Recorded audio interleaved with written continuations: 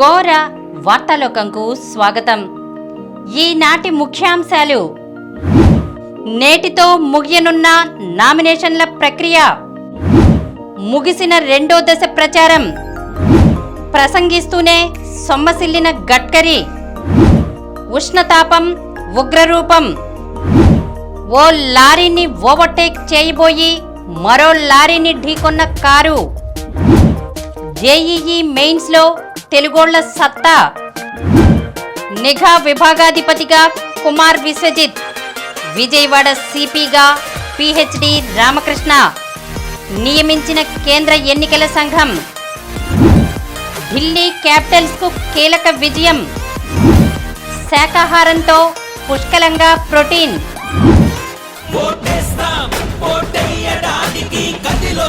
సాధారణ ఎన్నికలు లోక్సభ మరియు ఆంధ్రప్రదేశ్ శాసనసభ 2024. పోలింగ్ తేదీ మే 13, 2024. ఓటు వేయడానికి సిద్ధంగా ఉండండి. ఎన్నికల పర్వం దేశానికి గర్వం. దివ్యాంగులు మరియు సీనియర్ సిటిజన్స్ కోసం హామీ ఇవ్వబడిన సౌకర్యాలు: ర్యాంప్ మరియు వీల్ చైర్, బ్రెయిలీతో ఎలక్ట్రానిక్ ఓటింగ్ మిషన్, ప్రత్యేక వాలంటీర్, దివ్యాంగులకు ప్రత్యేక క్యూలైన్ ప్రాధాన్యత, సంకేత భాష, దివ్యాంగులకు రవాణా సౌకర్యం. వెంటనే సాక్ష్యం యాప్ ని డౌన్లోడ్ చేసుకోండి. సౌకర్యవంతంగా ఓటు వేయండి. జారీ చేయువారు ప్రధాన ఎన్నికల అధికారి, ఆంధ్రప్రదేశ్. ఈ రోజు వార్తలను చూద్దాం. నేటితో ముగియనున్న నామినేషన్ల ప్రక్రియ. రాష్ట్రంలో లోక్సభ, అసెంబ్లీ స్థానాలకు నామినేషన్ల ప్రక్రియ ఈరోజు ముగిసింది. ఎన్నికల్లో పోటీకి యువత ఎక్కువగా మొగ్గు చూపుతుండడంతో ఈసారి నామినేషన్లు భారీగా దాఖలవుతున్నాయి. ఒకరోజు గడువు ఉండగానే బుధవారం వరకు అసెంబ్లీకి 3644, లోక్సభకు 654 నామినేషన్లు దాఖలయ్యాయి. బుధవారం ఒక్కరోజే అసెంబ్లీకి 1294, లోక్సభకు 237 సెట్ల నామినేషన్లు దాఖలయ్యాయి. లోక్సభకు బుధవారం నామినేషన్లు వేసిన వారిలో బీజేపీ తరపున పురంధేశ్వరి, జనసేన తరపున వల్లభనేని బాలశౌరి, ఉదయ్ శ్రీనివాస్ తదితరులు ఉన్నారు. ముగిసిన రెండో దశ ప్రచారం. దేశంలో రెండో దశ ఎన్నికలకు ప్రచార గడువు ముగిసింది. 13 రాష్ట్రాల్లోని 89 స్థానాలకు ఏప్రిల్ 26వ తేదీన పోలింగ్ జరగనుంది.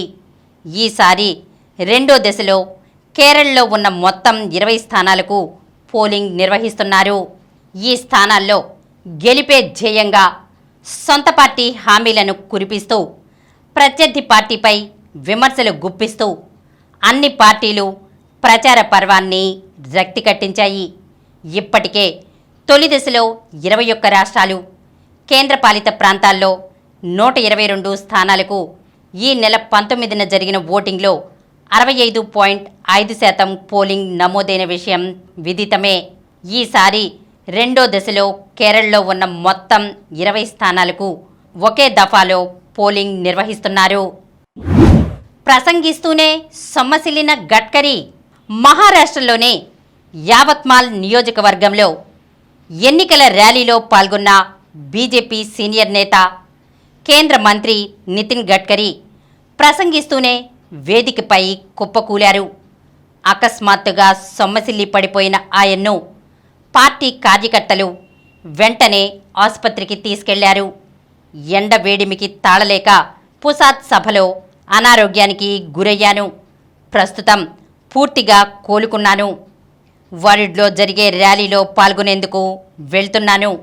మీ ప్రేమాభిమానాలకు ధన్యవాదాలు అంటూ కొద్దిసేపటి తర్వాత ఆయన ఎక్స్లో పేర్కొన్నారు. నాగ్పూర్ లోక్సభ స్థానం నుంచి గడ్కరీ పోటీ చేస్తున్నారు. మొదటి విడతలో అక్కడ పోలింగ్ పూర్తయింది. రెండో విడతలో భాగంగా ఈ నెల 26న యావత్మాల్లో పోలింగ్ జరగనుంది. ఉష్ణతాపం ఉగ్రరూపం. రాష్ట్రంలో ఉష్ణతాపం మరింత ఉగ్రరూపం దాల్చనుంది. ఇప్పటికే అనేక జిల్లాల్లో ఎండ కాకపుట్టిస్తోంది. తీవ్ర వడగాల్పులు దడ పుట్టిస్తున్నాయి. జనాన్ని బెంబేలెత్తిస్తున్నాయి. రానున్న 5 రోజులు వడగాల్పులు మరింత ఉధృతం కానున్నాయి. కొన్ని జిల్లాల్లో గరిష్ట ఉష్ణోగ్రతలు 45 డిగ్రీలకు పైగా నమోదయ్యే అవకాశాలు ఉన్నాయి.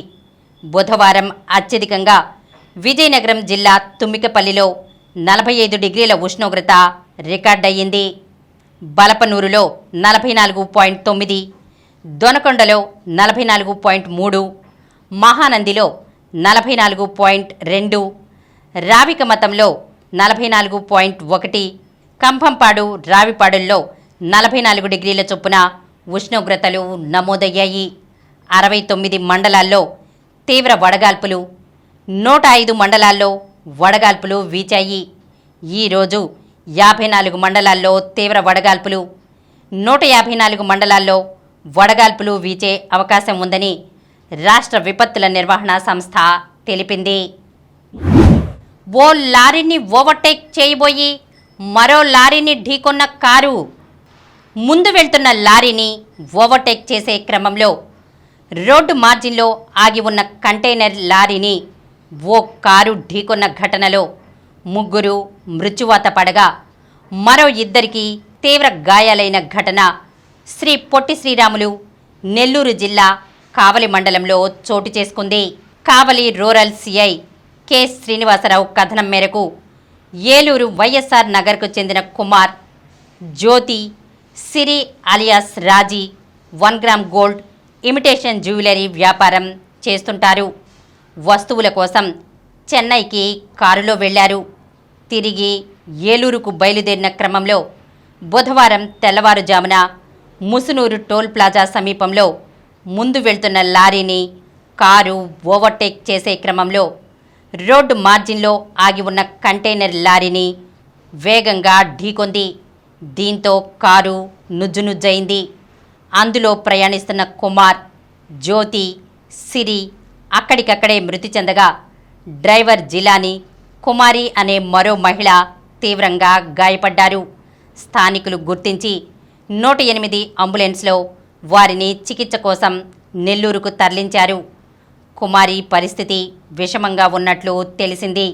కాగా కారులో నుంచి మృతదేహాలను బయటకు తీసేందుకు పోలీసులు తీవ్రంగా శ్రమించాల్సి వచ్చింది. మృతుల కుటుంబ సభ్యులకు సమాచారం అందించారు. జేఈఈ మెయిన్స్లో తెలుగోళ్ల సత్తా. జేఈఈ మెయిన్స్ ఫలితాల్లో తెలుగు విద్యార్థులు సత్తా చాటారు.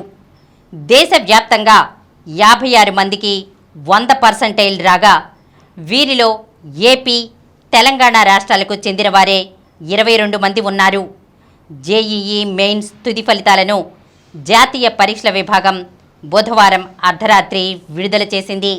దేశవ్యాప్తంగా 2.5 లక్షల మందిని జేఈఈ అడ్వాన్స్డ్కు ఎంపిక చేసింది. కేటగిరీల వారీగా కటాఫ్ సైతం ప్రకటించింది. 100% సాధించిన వారిలో తెలంగాణ నుంచి 15 మంది, ఏపీ నుంచి 7 ఉన్నారు. ఫలితాలతో పాటు జాతీయ ర్యాంకులు, రాష్ట్రాల వారీగా టాపర్లు, కటాఫ్ను వెల్లడించింది. నిఘా విభాగాధిపతిగా కుమార్ విశ్వజిత్, విజయవాడ సిపిగా పిహెచ్డి రామకృష్ణ నియమించిన కేంద్ర ఎన్నికల సంఘం.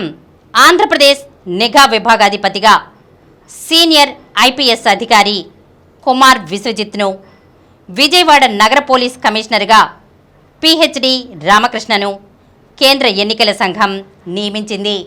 వీరు తక్షణమే బాధ్యతల్లో చేరాలని ఆదేశించింది.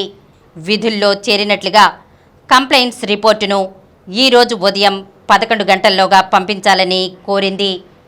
ఈ మేరకు ప్రభుత్వ ప్రధాన కార్యదర్శి కెఎస్ జవహర్ రెడ్డికి కేంద్ర ఎన్నికల సంఘం ప్రిన్సిపల్ సెక్రటరీ అవినాష్ కుమార్ బుధవారం రాత్రి ఆదేశాలు జారీ చేశారు. వైకాపాతో అంటకాగుతూ 5 ఏళ్లుగా ఆ పార్టీ అరాచకాలకు అడుగడుగునా కొమ్ము కాస్తున్నారంటూ ప్రతిపక్షాలు చేసిన ఫిర్యాదుల ఆధారంగా నిఘా విభాగాధిపతి పిఎస్ఆర్ ఆంజనేయులు, విజయవాడ సిపి కాంతిరాణాను ఎన్నికల సంఘం బదిలీ చేసిన సంగతి తెలిసిందే. వారి స్థానాల్లో కుమార్ విశ్వజిత్, పిహెచ్డి రామకృష్ణను ఎన్నికల సంఘం నియమించింది. కైకులూరుకు చెందిన రామకృష్ణ అక్కడే జడ్పీ ఉన్నత పాఠశాలలో 10వ తరగతి వరకు చదువుకున్నారు. అనంతరం విజయవాడలోని ఆంధ్ర లయోలా కాలేజీలో ఇంటర్ పూర్తి చేసి ఆంధ్ర విశ్వవిద్యాలయంలో ఇంజనీరింగ్ చదివారు. 2001లో గ్రూప్ 1కు ఎంపికై డిఎస్పీగా పోలీస్ శాఖలో ఉద్యోగ జీవితం ప్రారంభించారు. డిఎస్పీగా నల్గొండ జిల్లా దేవరకొండ, వరంగల్ జిల్లా పరకాల, తూర్పుగోదావరి జిల్లా రాజమహేంద్రవరంలో విధులు నిర్వహించారు. తర్వాత 2006 బ్యాచ్కి ఎంపికయ్యారు. ఎస్పీగా సిఐ సెల్, ఎస్ఐబిలో బాధ్యతలు నిర్వర్తించారు. లా అండ్ ఆర్డర్లో నెల్లూరు, కడప, గుంటూరు అర్బన్, గుంటూరు రూరల్, చిత్తూరు ఎస్పీగా పనిచేశారు. డిఐజీ హోదాలో సెబ్ డైరెక్టర్గా విధులు నిర్వహించారు. ఐజీగా పదోన్నతి లభించిన తర్వాత ప్రస్తుతం ఏసీబీలో డైరెక్టర్గా పనిచేస్తున్నారు. మరోవైపు గతంలో చిత్తూరు ఎస్పీగా కాంతిరాణా బాధ్యతలు నిర్వర్తించి బదిలీ అయ్యాక ఆ స్థానానికి రామకృష్ణ ఛార్జ్ తీసుకున్నారు. ఇప్పుడు కూడా బెజవాడ సిపిగా కాంతిరాణా బదిలీ అయ్యాక ఇక్కడ కొత్త సిపిగా రామకృష్ణ బాధ్యతలు తీసుకోనుండడం విశేషం. ఢిల్లీ క్యాపిటల్స్కు కీలక విజయం. చివరి వరకు ఉత్కంఠగా సాగిన సమరంలో ఎట్టకేలకు ఢిల్లీ క్యాపిటల్స్ విజయాన్ని అందుకుని ఊపిరి పీల్చుకుంది. బుధవారం జరిగిన ఈ మ్యాచ్లో ఢిల్లీ 4 పరుగుల తేడాతో గుజరాత్ టైటాన్స్ను ఓడించింది. టాస్ ఓడి ముందుగా బ్యాటింగ్కు దిగిన ఢిల్లీ 20 ఓవర్లలో 4 వికెట్ల నష్టానికి 224 పరుగులు చేసింది. Player of the match Rishabh Pant 43 బంతుల్లో 88 నాటౌట్, అక్షర్ పటేల్ 43 బంతుల్లో 66 అర్ధ సెంచరీలు సాధించారు. వీరిద్దరూ 4వ వికెట్కు 68 బంతుల్లో 113 పరుగులు జోడించడం విశేషం. అనంతరం గుజరాత్ 20 ఓవర్లలో 8 వికెట్లకు 220 పరుగులు చేసి ఓడిపోయింది. సాయి సుదర్శన్ 39 బంతుల్లో 65, డేవిడ్ మిల్లర్ 23 బంతుల్లో 55 రాణించారు. శాకాహారంతో పుష్కలంగా ప్రోటీన్. శాకాహారంతో సరిపడా ప్రోటీన్ను పొందే వీలుండదు అనుకుంటే పొరపాటు. పదార్థాల పట్ల అవగాహన పెంచుకుంటే శాకాహారంతో కూడా ప్రోటీన్ పుష్కలంగా పొందవచ్చు. సోయా చౌకగా సులువుగా మార్కెట్లో దొరికే శాకాహార ప్రోటీన్ ఇది. 100 గ్రాముల సోయాలో 52 గ్రాముల ప్రోటీన్ ఉంటుంది. కాబట్టి ప్రోటీన్ పొందాలనుకుంటే తరచూ సోయా వంటకాలు వండుకుంటూ ఉండాలి. గుమ్మడి విత్తనాలు. వీటిలో ప్రోటీన్తో పాటు అన్సాచురేటెడ్ కొవ్వులు, ఒమేగా 3 ఫ్యాటీ యాసిడ్లు ఉంటాయి. అలాగే పీచు, యాంటీ ఆక్సిడెంట్లు కూడా గుమ్మడి విత్తనాల్లో ఎక్కువే. ఓట్స్. విటమిన్లు, ప్రోటీన్లను కలిగి ఉండే ఓట్స్లో మాంసకృతులు ఎక్కువ. ఎన్నో రకాల బ్రాండ్లలో దొరుకుతున్న ఓట్స్ను బ్రేక్ఫాస్ట్గా తినడం అలవాటు చేసుకోవాలి. 100 గ్రాముల ఓట్స్లో 18 గ్రాముల ప్రోటీన్ ఉంటుంది. మినుములు. మినుముల్లో నల్ల బియ్యంలో ప్రోటీన్లు ఎక్కువ. నల్ల బియ్యంలో అదనంగా పిండి పదార్థాలు, పీచు కూడా ఉంటాయి. 100 గ్రాముల మినుముల్లో 19 గ్రాముల ప్రోటీన్ ఉంటుంది. కాబట్టి మినప సున్నుండల్లాంటివి తింటూ ఉండాలి. వేరుశనగలు. వీటిలో ప్రోటీన్లు, కొవ్వులు, పీచు ఉంటాయి. విటమిన్ ఈతో పాటు మెగ్నీషియం, ఫోలేట్, రాగి లాంటి పోషకాలు కూడా ఉంటాయి. 100 గ్రాముల వేరుశనగల్లో 25 గ్రాముల ప్రోటీన్ ఉంటుంది. కాబట్టి వీటిని కూరలు, వేపుళ్ళు, పచ్చళ్లలో విరివిగా వాడుకుంటూ ఉండాలి. ఇప్పుడు కొన్ని సంక్షిప్త వార్తలను చూద్దాం. ఈ నెల 30 వరకు ఇంటర్ రీకౌంటింగ్ ఫీజు గడువు. ఇంటర్మీడియట్ 2024 విద్యా సంవత్సరంలో పాస్ అయిన మొదటి, రెండో సంవత్సరం రీకౌంటింగ్, రీవెరిఫికేషన్ గడువును పొడిగించినట్లు ఎగ్జామినేషన్స్ కంట్రోలర్ వివి సుబ్బారావు బుధవారం తెలిపారు. రీకౌంటింగ్, రీవెరిఫికేషన్ కోరేవారు ఈ నెల 30 వరకు ఫీజు చెల్లించవచ్చని పేర్కొన్నారు. నేటి నుంచి Ambedkar open university B Ed counselling. BR Ambedkar open university పరిధిలో ఈ రోజు నుంచి బీఈడీ ప్రవేశాలకు కౌన్సిలింగ్ నిర్వహిస్తున్నట్లు వర్సిటీ అభ్యసన సహాయ సేవా విభాగం డైరెక్టర్ ఎల్ విజయకృష్ణారెడ్డి బుధవారం ఓ ప్రకటనలో తెలిపారు. సిపెట్లో డిప్లొమా కోర్సులకు దరఖాస్తుల ఆహ్వానం.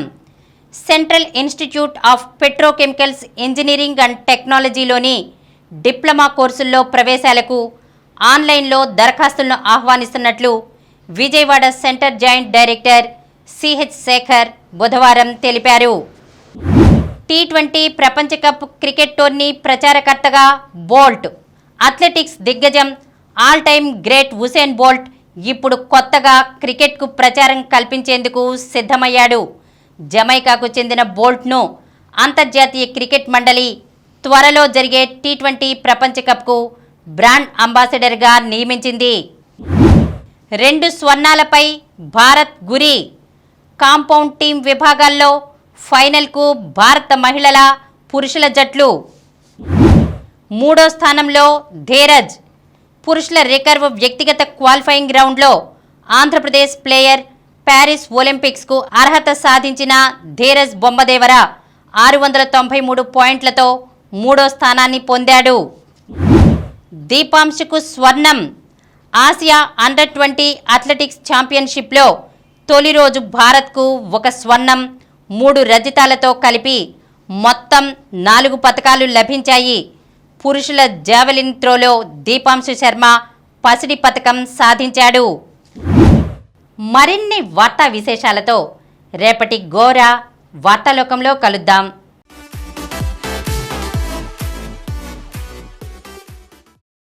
ప్రతిరోజు వార్తా విశేషాల కోసం అనతి కాలంలోనే 20 కోట్ల వ్యూస్ సాధించిన డాక్టర్ సమరం మల్టీ ఛానల్ నెట్వర్క్ సమర్పించు గోరా వార్తాలోకంకు సబ్స్క్రైబ్ చేయండి, లైక్ చేయండి, మీ ఫ్రెండ్స్కి షేర్ చేయండి.